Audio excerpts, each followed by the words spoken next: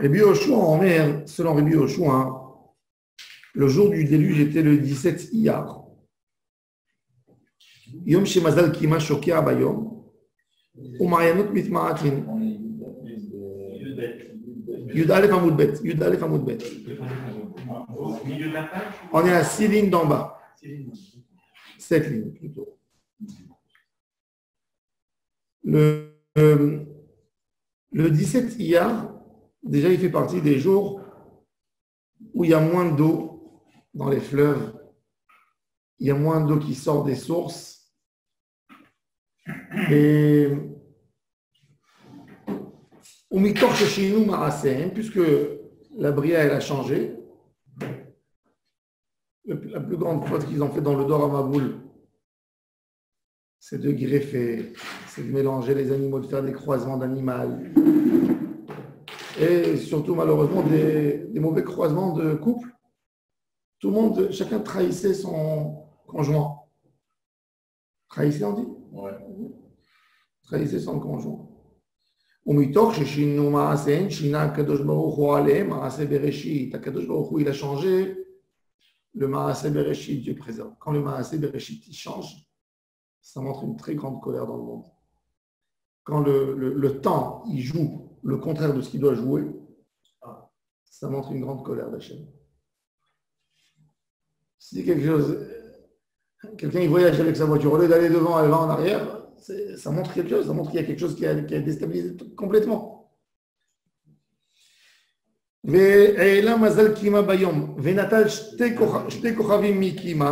Akadosh Baruch Hu, il a enlevé 2 étoiles. Parce que ce Kima, ce Mazal, il a beaucoup d'étoiles. Il lui a enlevé 2 étoiles. Et le déluge, il s'est propagé dans le monde. Cette précision, elle est étonnante. D'enlever 2 étoiles, ça fait le Maboul, et ça rejoint parfaitement l'équilibre des planètes, en fait. Ouais. En enlevant 2 planètes, ça déséquilibre tout le. Oh, Shalom Aleichem, Rabbi Pinchas. J'ai entendu que vous faisiez des mazalades, alors. Ouais. Alors, on a parlé maintenant. Il a bien expliqué, Rabbi Yaakov, il a dit que Akadosh Baruch Hu, quand il a voulu déséquilibrer les astres et les astres, Ouais. qu'est-ce qu'il a fait? Il a enlevé 2 étoiles dans des astres. Il y a eu un désastre. Et ça a perdu son équilibre.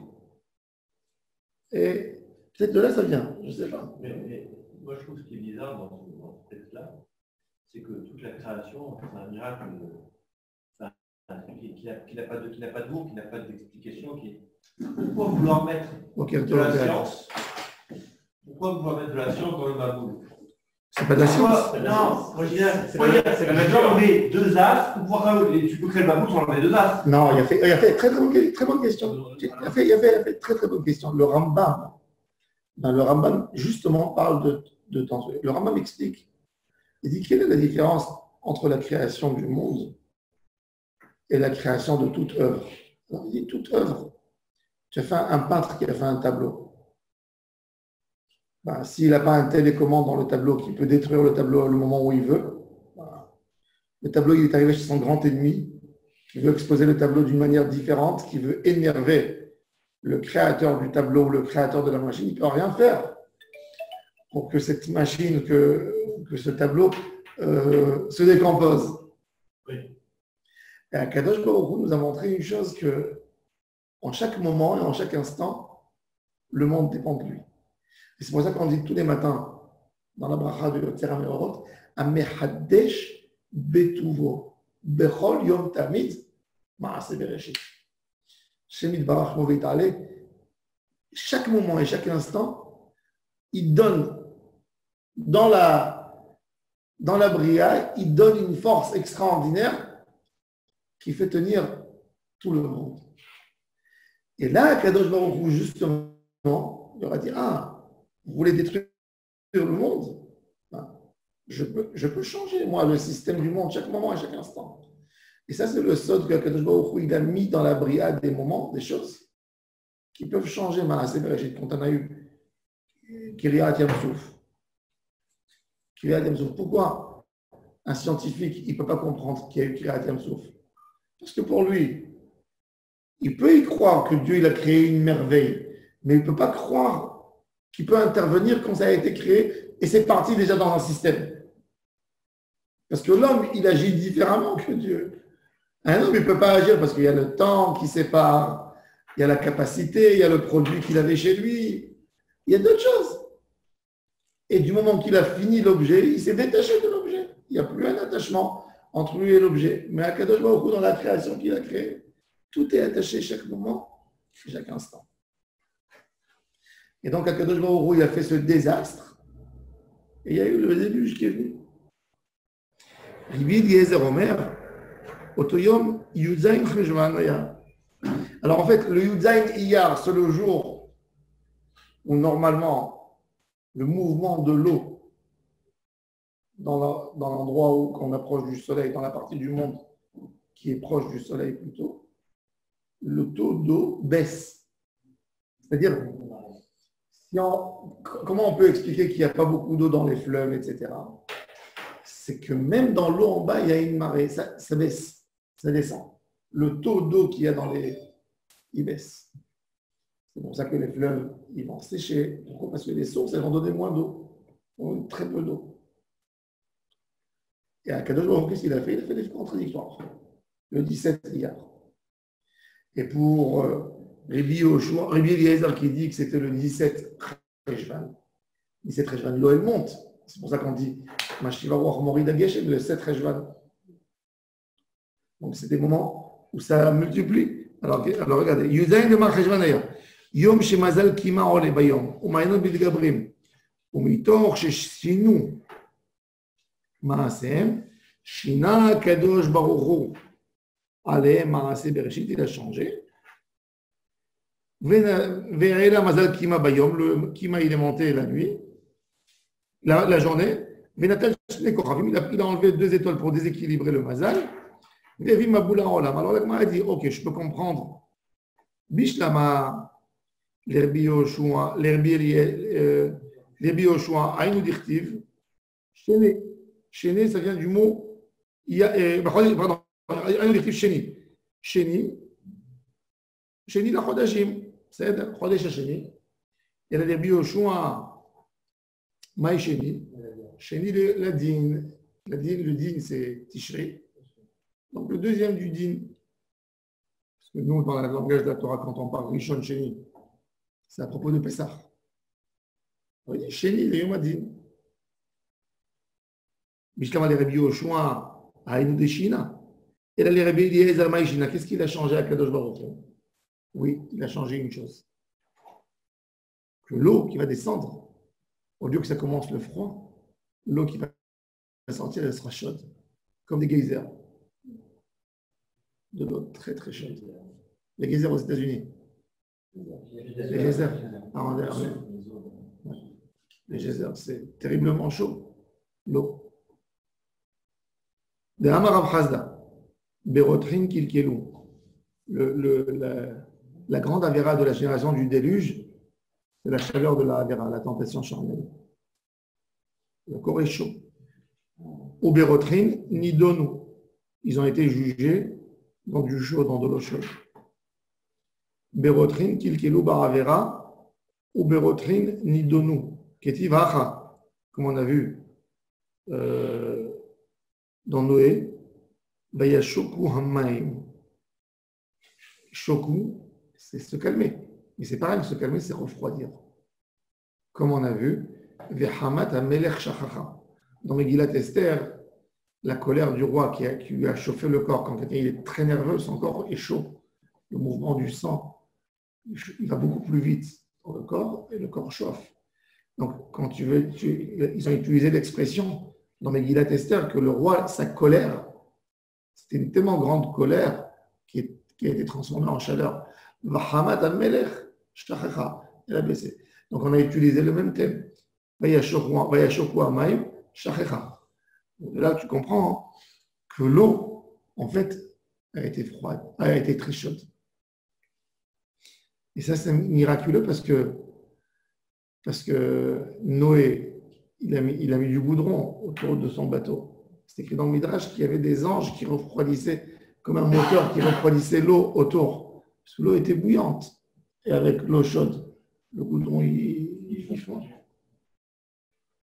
Elle était chaude à quel point? À un point de tuer les gens par la chaleur. Bouillante. Bouillante.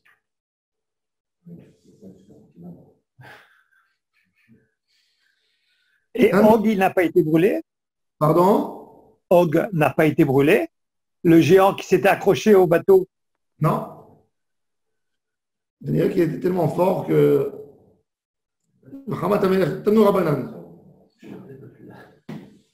Chachmei Israël monin les maboul kirbi Eliezer. Il compte au déluge comme Rabbi Eliezer du Cheshvan. Ça, c'est Chachmei Israël. Et Rashi, il a adopté ce compte à 100%. Dans son commentaire dans la Torah, on voit comment il se casse la tête pour arranger tout par rapport à Cheshvan, par rapport à Tishrei, pas par rapport à Nissan. Et il arrive au compte exact. Regardez le Rashi, c'est très intéressant. Rashi, Rajad Noir.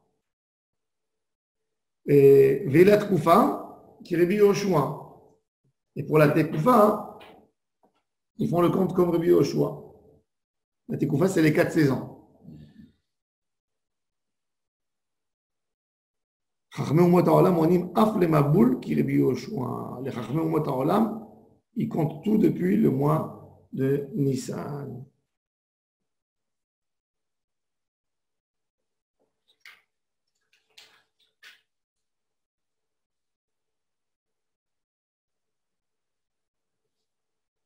Le Tosfot, regardez le Tosfot, il y a un Tosfot intéressant, le deuxième Tosfot de la page, les Maboul qui révise. Le Tosfot, il dit un chidouche. Il dit que Béhémet, Tosfot, il n'est pas d'accord avec Rashi, il s'entête à dire que Nissan Nivra Olam. Alors pourquoi on compte Tishrei Chachmei Israël? Alors regardez. Afal Gav Desvira Lehu. Kirbi Yoshua, de Benissan Nivra Olam. Il est sûr que tous les sages, ils disent Nissan Nivra Olam, mais pas Tishrei, pas comme son grand-père Rashi. Oui. Midemonim le Tkufa, Kirbi Yoshua, Mikol Makom Monim Shnot Noach, ou Briat Olam, ou Shnot Achama Mitishrei, Mishum de Tishrei, Rosh Lashanim, Velashmitim, Velayoblot. Nos sages, pourquoi ils calculent le compte BMT, ils disent non, mais pour faciliter, comme c'est Shemitah, Yovel, comment se Rosh Hashanah, ils se sont mis sur Rosh Hashanah, mais dans la réalité, c'est Nissan. Après, tu te leur Rashi, non? C'est Tishrei. On revient au sujet de la Mishnah. Vela Yerakot.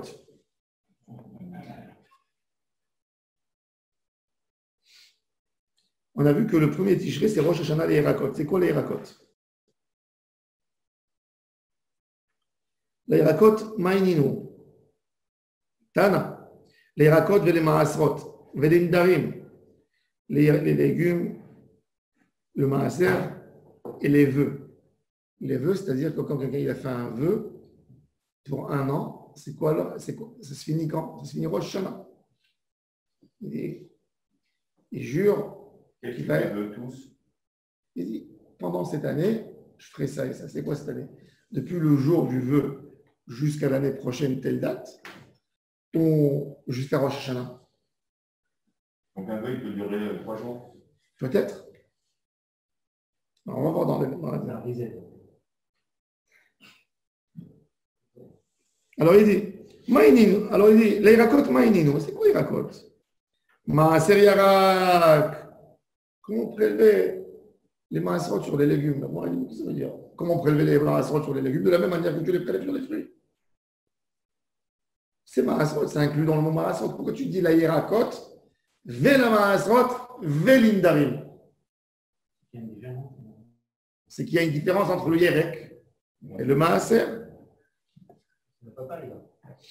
Hein? La papaye, c'est une autre chose. Est-ce qu'il y a hors là ou il n'y a pas de hors là?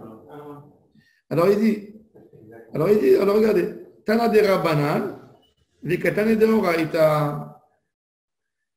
Et il veut nous dire qu'il y a une différence. Hirakot, il faut savoir que tous les Hirakot, il n'y a pas une obligation minatora de faire le prélèvement.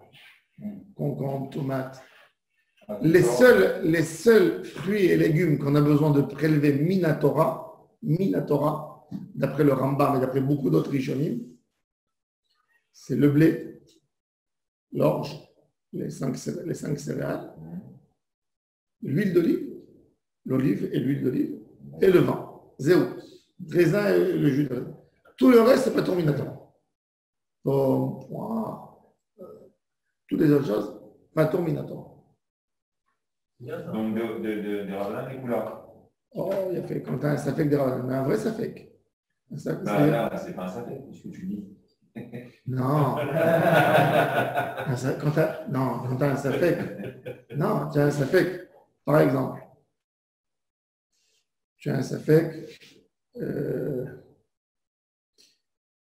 En fait, il ne peut pas y avoir un safek à propos du Maasafek. Non, parce que tu as un doute, prélève. C'est un safek que tu peux résoudre toujours. Donc, il n'y a pas un vrai safek. problème à prélever quoi qu'il arrive. Non, ce que je veux dire, c'est qu'on n'a pas fait le prélèvement d'une pomme.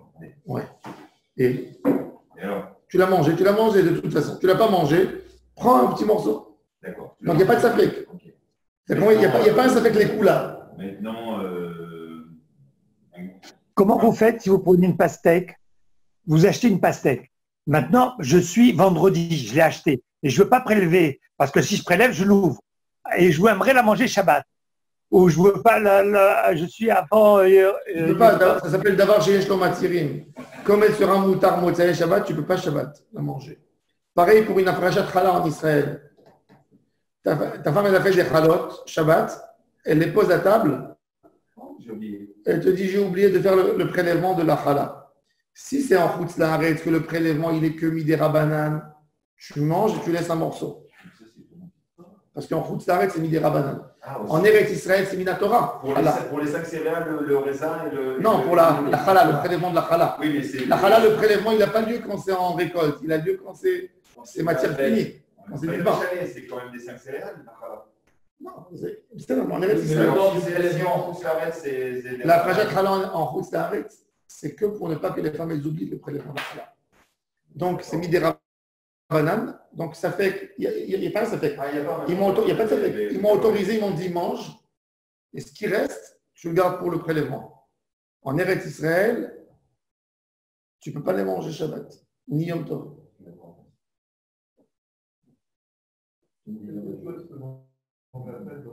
Hein? Non, parce qu'après tu peux prélever après Shabbat. On ne prélève pas Shabbat et Yom Tov. C'est Metaken, c'est une réparation. Mais tu peux prélever après? Oui. Oui, après Shabbat. Mais Shabbat, c'est fini. C'est obligatoirement avant de faire le pain. C'est avant de faire le pain. Non, mais si elle a oublié. Si elle a oublié, tu peux le prélever après aussi. Et le prélèvement, vous en faites quoi? Alors, avant, il fallait donner au Kohen. Maintenant, on brûle. C'est trouma, c'est comme une terouma, c'est un saut. Ma femme, elle à côté. Dans le foie, elle brûle. Et après, elle le jette, elle le brûle, elle le laisse brûler. Très bien. Aujourd'hui, oui. C'est mieux, la brûler. Le mieux, c'est de la brûler. Il y en a qui disent pas la peine de brûler, tu peux mettre de la pâte dans un sachet, tu jettes à la poubelle. Kiff, kiff. Aujourd'hui. Alors, il dit, ils ont amené des rabanan d'abord, donc Yirakot, c'est des rabanan. L'obligation du prélèvement, elle est que des rabanan, elle n'est pas minatora. Avant, ils ont commencé par des rabanan, ils sont montés à la Torah Maaser, c'est minatora. Alors, la Gemara, elle dit, Velitne deoraita berecha. Commence avec deoraita, c'est plus important. Alors, il dit, non, c'est Chaviv Alav, le din des rabanan. Il a été avancé parce qu'il est sorti des rabanan. Alors il dit, Aïde de Chaviv ale Agdema, Betana didan et notre Tananu. Tana de Rabanan, de Kol Shken de Horaïta. Il dit des Rabanan, et à plus forte raison, de Horaïta. Velitne Maaser Echad. Velitne Maaser. Echad Maaser Behema, ve Echad Maaser Dagan. Il dit Maaser. La Gemara pose la question,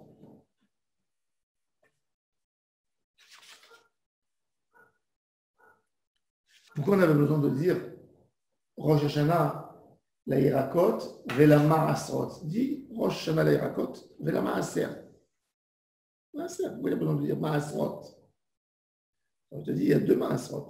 Il y a Maaser Behema, comme prélever les nouveau-nés, et il y a Maaser Dagan, que tu prélèves ton blé.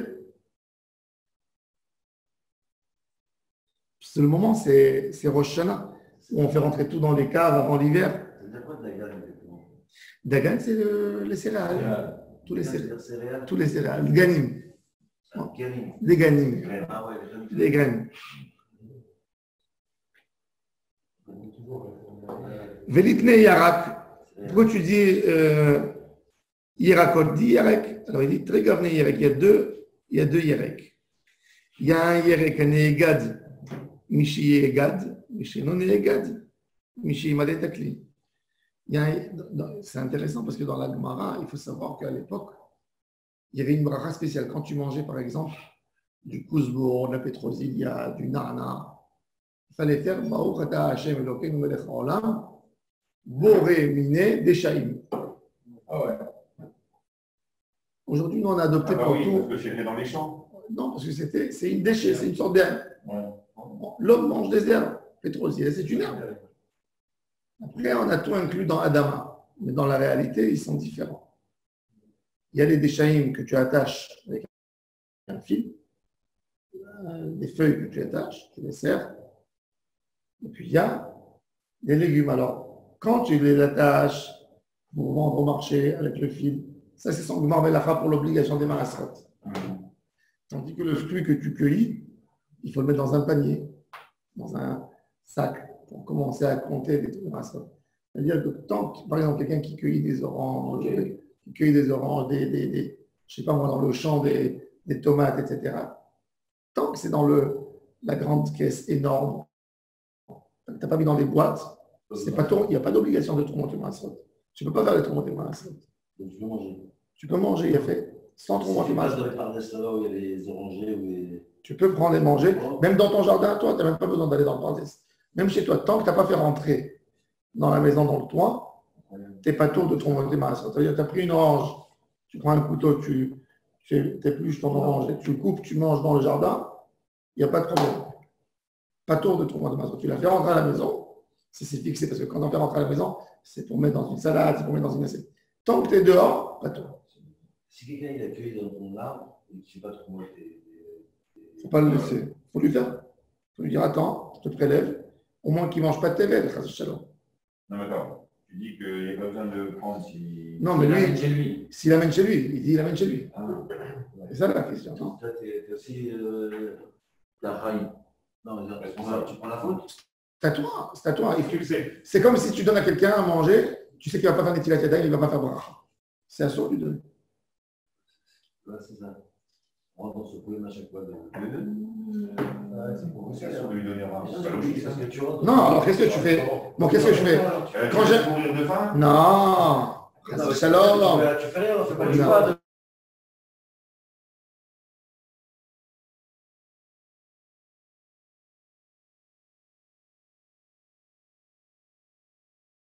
On n'est pas religieux. Tu n'es pas religieux, tu as bonne risque. J'invite des gens, j'ai de la famille, des enfants. Ils viennent chez moi à la maison, ils veulent manger. Qu'est-ce que je fais? Je fais comme à Rosh Hashanah. Je prends, je dis, je fais pour vous tous la bracha. Il faut qu'ils me disent, j'ai pas envie d'être acquitté. Ils ne vont pas dire. Et je l'ai acquitté, ils mangent. C'est ce qu'il faut faire toujours dans les Askarot. Regardez, il faut faire une bracha à voix haute. Tout le monde a répondu, après ils ont été acquittés. De toute façon, à l'époque, Et nos s'il n'a mamans, pas répondu même. même s'ils n'ont pas répondu, nos mamans, tu crois que nos mamans, elles savaient faire les brachas? Elles ne savaient pas faire les brachas. Elles entendaient le père de famille qui faisait la bracha. Elles mangeaient toute la journée sur le compte de cette bracha. Oui, elles ne savaient pas. Tu crois que nos mamans, elles savaient faire Birkat Amazon? Elles disaient en arabe un remerciement à Dieu, une Et petite dans un phrase. restaurant, bonne question. Hein? Dans un restaurant. Dans un restaurant, il a acheté, c'est-à-dire. Là, il n'a pas acheté, tu lui offres. Il y a une différence, une grosse différence. Il paye après, hein. Il paye pas avant. C'est la même chaîne. Il y a une grosse différence entre quelque chose que tu offres, ça dépend de toi. Il n'aurait pas mangé sans toi, ou il a acheté. Si moi je ne lui vends pas, il va se le procurer ailleurs. Donc là, je n'ai pas de responsabilité. Quand je vends, Par contre, je dois lui mettre à la disponibilité de l'eau pour faire des Netilat Yadayim. 17 Tammuz ou 9 Av, un restaurant, il peut être ouvert, pas cher. Et si je le fais, si je dis, je le juge Bekasrout. Il n'y a pas une question de juger comme ça. Non, il m'a pris 15 oranges dans mon arbre. Hein? Il est venu, il est venu à la maison, on n'a pas parlé. Il a dit, je te prends 5 oranges, je les prends. Dans ma tête, je me dis, il va les faire, il va le faire, pourquoi le faire pas? Alors dis-lui, n'oublie pas de les faire. D'accord, mais si je ne lui dis pas, Tu es coupable, guillotine. ça va prendre beaucoup. Non. Complicité. Ça me rend. C'est un truc que j'arrive pas à comprendre. C'est complicité. Si tu le crois, c'est un gars qui va de temps en temps à la synagogue, tu peux faire son d'avant, tu as raison. Tu peux lui dire, écoute, on est en Eretz Israël, tu sais, tu peux faire une mitzvah. Ah oui, cette notion de s'acquitter, qui on s'acquitte. C'est-à-dire qu'on n'a pas d'obligation. Quelque part, on pourrait faire une bracha par jour et je m'acquitte sur ton avis, j'amène, je construis du bracha. Si la femme elle est à la maison, les femmes de l'époque, elles ne sortaient jamais de la maison, elles étaient toute la journée à la maison. Elles pensent s'acquitter. Moi, je me rappelle, ma grand-mère, on faisait Netila, elle faisait avec nous Netila, elle faisait un Netila Tadaïm, oui. À Moti, elle faisait. On parle de la femme et pas même des hommes. Je trouve que la notion d'acquittement. Je ne sais pas si tu vas mettre ta madone et dire, c'est quoi, tu vas m'acquitter. On va être ensemble, on va manger ensemble. Je ne sais que tu vas manger ensemble. Une femme, ça se fait pas qu'une femme elle acquitte son mari. C'est mieux que le mari l'acquitte sa femme. Entre deux hommes. Non, je t'écoute. Je peux te dire. Bien sûr, mais c'est ce qu'il faisait à l'époque. Le zimoun, le verre du zimoun, c'est le gars qui fait ce Birkat Hamazon avant autre. Et c'est mieux encore. Trois femmes, elles peuvent faire le zimoun? Oui, entre elles, oui. Pas qu'il y ait un homme avec eux. Ah bon, les hommes de la elles font zimoun. Les femmes, elles sont capables de répondre aux zimoun des hommes. Oui. Non, mais à l'époque, c'était comme ça. À l'époque, justement, quand les gens ils étaient au repas. C'est marqué dans Oui, ils buvaient tous du vin au repas. Tu ne manges pas sans boire. Ils étaient tous à moitié à la fin du repas. Donc, non, je ne regarde pas toi, tu es en face de moi.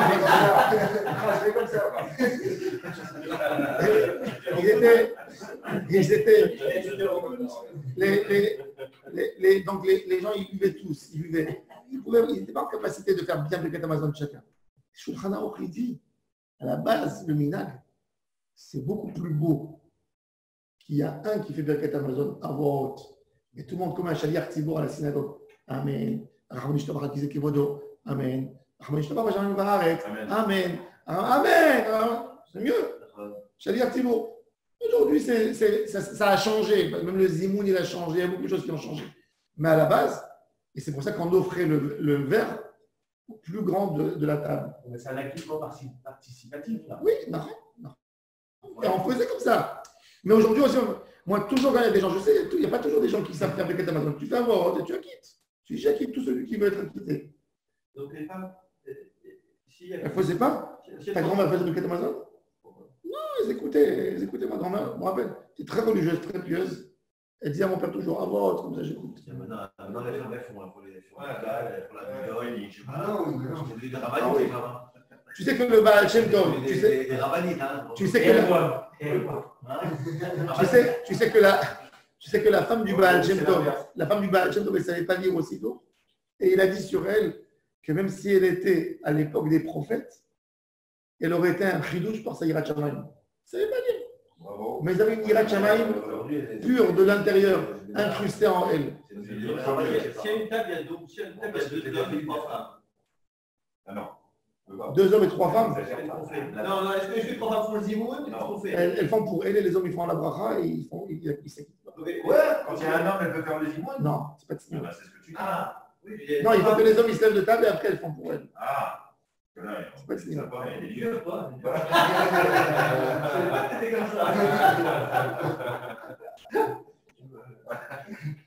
Il s'appelle Rabbi Macho. Ah ouais, là, c'est. Top. Donc, on revient au sujet de Maasrot. Alors, il dit Anegad Mishiyaged Vesheno Negad Mishiyemale et Akeli. Ok. Tanou Rabbanan, regardez, un agriculteur travaille dans le champ la veille de Rosh Hashanah. Il remplit Liket Yarak Erev Rosh Hashanah Achelot Avo Hashemesh. Avant la Shkia, il a récolté, il a mis dans les caisses, il a mis. Vechazar veliket mishetavo hashemesh. Le lendemain de Rosh Hashanah, Tzom Gedalia, il revient au champ, il continue à cueillir et il met. On ne peut pas faire un prélèvement de un sur l'autre. Ça, c'était l'année dernière et ça, c'est cette année. Ah oui. Il a récolté avant Rosh Hashanah. C'est pour dépasser. Il a mis dans des caisses. Il a continué à récolter le lendemain de Rosh Hashanah, Tzom Gedalia, et il l'a remis dans la cave. Ah, dans le même caisse. Non, dans le même endroit. On ne peut pas, il faut séparer, il faut faire le prélèvement D'une année. de la première année et de la deuxième année. Les fichiers torminu me'asrin, lo mina hadash ala yashan, velo mina yashan ala hadash. Toujours les fruits de l'année dernière, ça s'appelle yashan. Pas du yashan sur le hadash et pas du hadash sur le yashan. C'est la même chose pour les bœufs. Pour les Le bœuf, ça s'arrête à Rosh Hashanah. Oh, on arrive. On sait plus bas. אם הייתה שנייה maintenant. אם הייתה שנייה נכנסת לשלישית. שנייה מעשר ראשון ומעשר שני. שלישית מעשר ראשון ומעשר עני. Alors maintenant, quand les fruits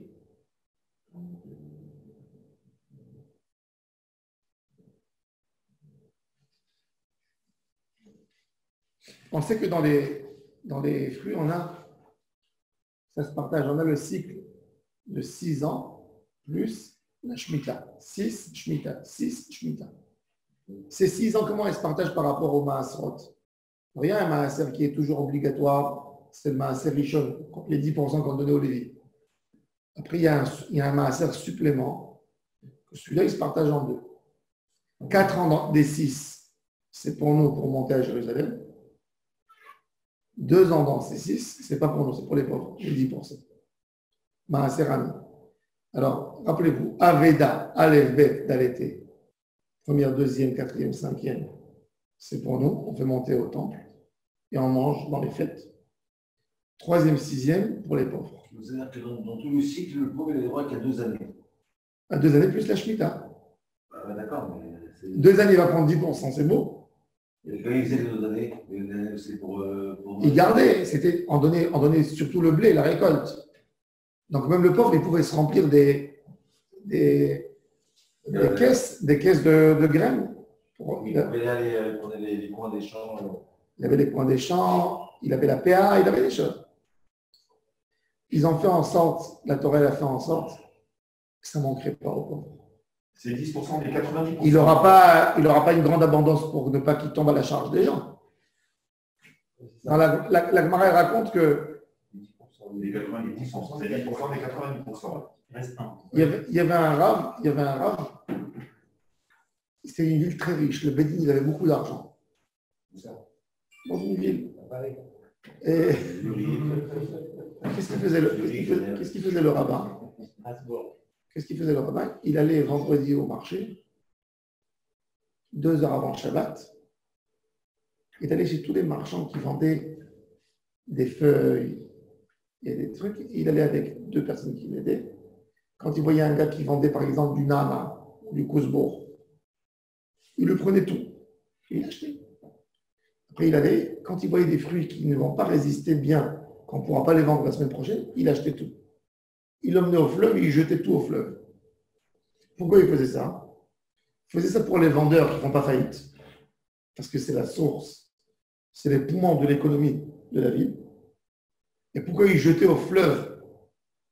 Pour ne pas que les pauvres, ils comptent sur ça, ils n'achètent pas et tu recasses l'économie. T'es chacham. Comprenez? Ça, c'est la vraie tzedaka. C'est de tenir le pays, de savoir que le pays va tenir un moment. Pas une chokma de dire. Comment les pauvres, ils achetaient cher? Ils achetaient, ils donnaient des bons. Va acheter, mais jamais casser le marché. Parce que, imagine-toi que tu as une ville comme Bnei Brak. Erev Pesach, qu'est-ce que tu fais? Il y a des organisations de Gmilut Chesed. Ils achètent des pommes de terre pas chères, du vin. Ils font des cartons pour les gens. Mais ils ont détruit la ville. Parce que toute l'économie locale, eux, ils achètent avant la fête pour vendre. Maintenant, si tu vas distribuer 20 000 paniers dans la ville, je comprends, la ville, elle est pauvre. Tu vas Distribuer 20 000. Des braques avec travaux, hein. Prends une autre. Des braques Las Vegas, c'est pareil. Hein. Non, c'est des braques Canada, c'est très cher, quoi, les loyers, les trucs. Ça ne veut rien dire, il y a des gens pauvres. Il y a beaucoup de pauvres. Il y a énormément de pauvres. Il y a beaucoup de pauvres. Dans le Nord, il y a des pauvres. Des braques. Non, mais jeter au fleuve, c'est pas Bordeaux avec la Pourquoi? Non, c'est pas Baldachrit. L'immobilier, ils font là, les braques. Hein. Ça ne veut rien dire.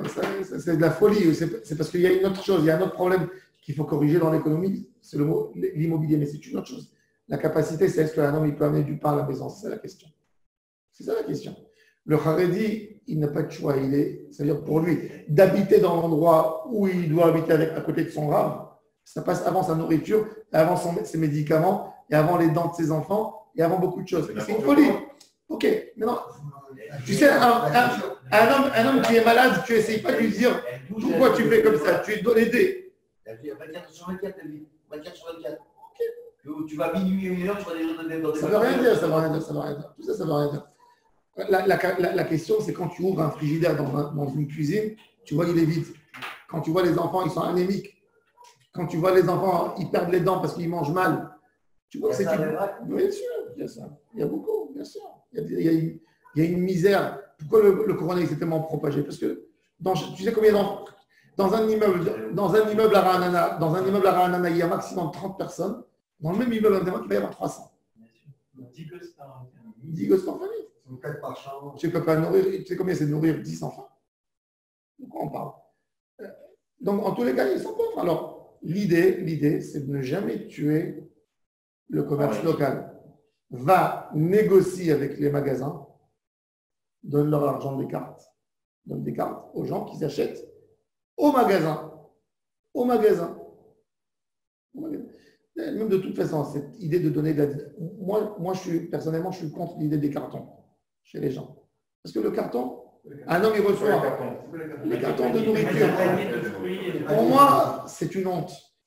Tu amènes chez quelqu'un, le voisin, des fois que le voisin, il voit quand on lui amène un carton, il voit que le gars, c'est un bénévolat, c'est pas quelqu'un qui travaille dans un supermarché.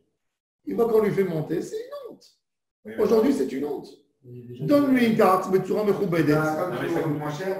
un gift card, donne-lui un gift card, il va au super. Ça coûte de l'argent, c'est beaucoup plus cher s'il va acheter directement au magasin. Quoi? Il faut avoir plus d'argent pour faire ce que tu dis. Pour donner de l'argent? Oui. Non. Si tu négocies à 10%. Il faut acheter au prix normal. Oui, d'accord. Donc il faut que tu lui donnes D'abord, moi je dis le carotte de l'homme, c'est beaucoup plus important. Oui, il faut couper d'ailleurs. Il donne, je crois, des gift cards. Mais il y a des gens. Un homme, il ne mange pas, il meurt. Non. Les coupes d'ailleurs, c'est des meilleurs. Ça dépend. Je comprends ce que tu dis, Pour moi, de donner des caisses aux gens, et que tu vois des gens qui attendent à Bnei-Brak, qui font les pauvres, qui attendent dans la route, il fait chaud, ils attendent tous pour prendre un sac d'oignons et de mettre sur l'épaule, ça me rappelle des images d'Afrique. Ce ne sont pas des Africains, c'est des enfants d'Abraham Yitzhak Yaakov. Excusez-moi, je n'ai pas des Africains. Mais ils sont plus au niveau du cavode. Ces gens-là qui vont marcher et qui vont attendre les sacs qu'on leur donne, ils sont plus au niveau du cavode. Il ne faut pas les amener là-bas, justement. Il ne faut pas les amener là-bas. Venez le vendredi à la fin du marché. Vous allez voir que les marchands, ils posent les sacs et les gens se battent pour prendre les oignons et les pommes de terre. C'est horrible. C'est là où vraiment on pleure. Venez le vendredi à la fin du marché, vous pleurez.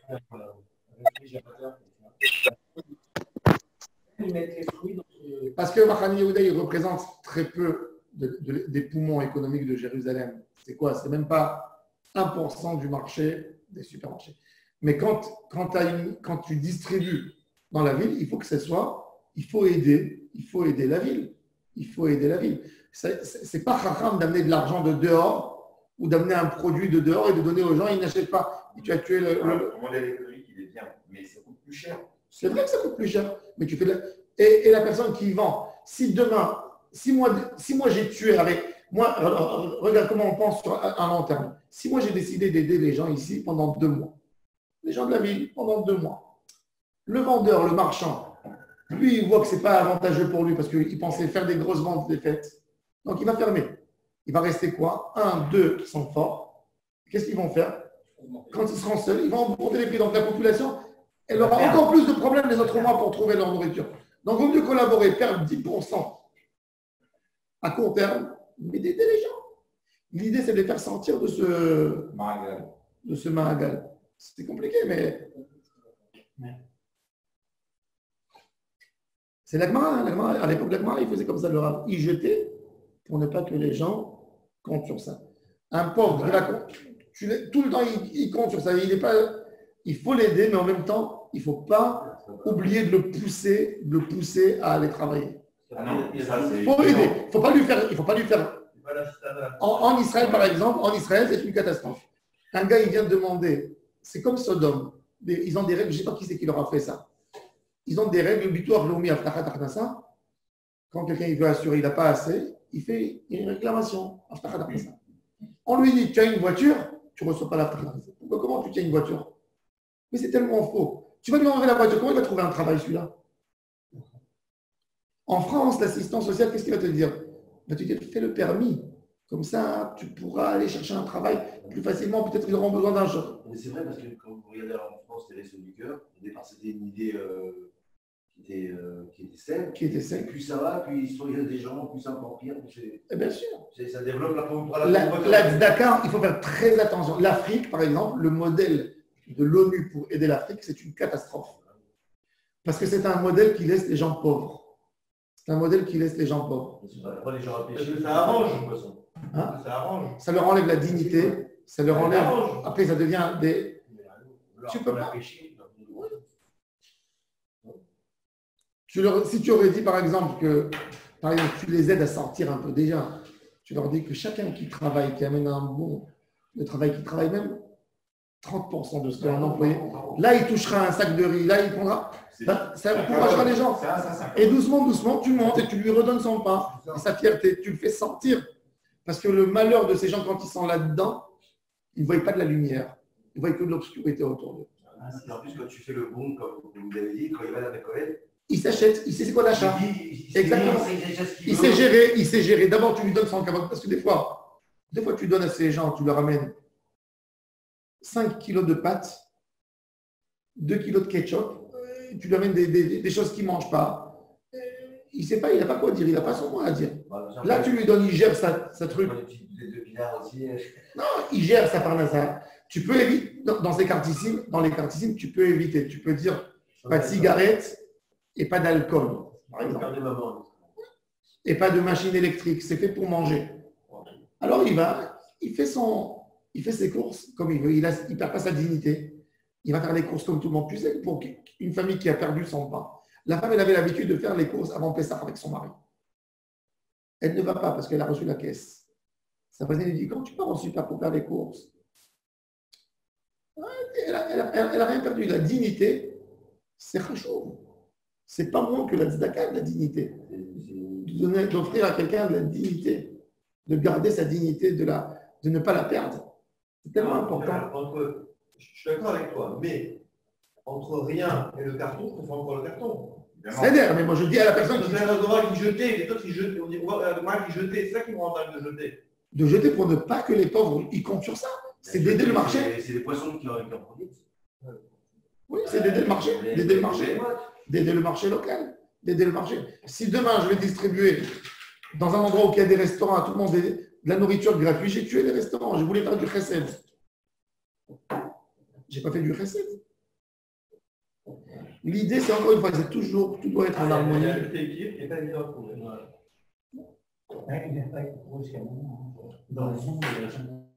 Et franchement, donc, on va voir le Maaser Sheni, Maaser Ani. Le Maaser Ani, il donnait un équilibre juste.